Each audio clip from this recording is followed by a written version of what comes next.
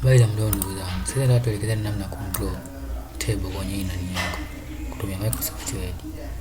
Kwa mfano kama nataka ni draw table hapa. Nitakuja kama kawaida hapa insert. Nita draw table hapa. Table yangu naweza nikaidraw hii hapa. Unaona hizi? Nikaweka mimi hapa.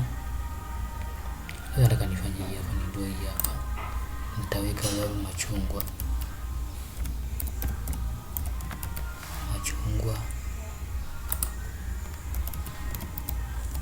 Maembe, timu, labda ndizi. Hii nitaifanya labda nitaweka labda 25%.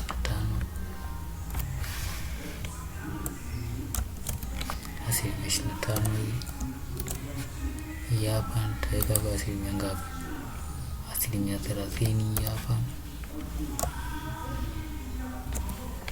Hapa 30% tena labda nitaiweka hii hapa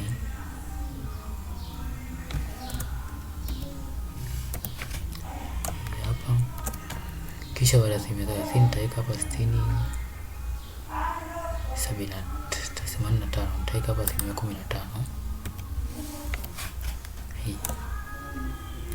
Kwa hiyo utakuchora table nyingine utakuandaa hapo, utaiandaa tu hii hapa unaenda tu table. Kwa sababu unataka kuchora unakuja tu hapa insert tena table, draw table hapa.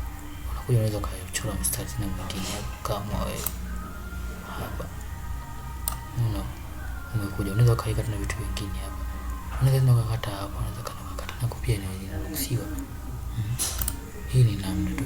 Huko ni kuandua na andua. Unaona? Hii ni jinsi nanga kuandaa hizo table hizo. Asanteni kwa kunisikiliza.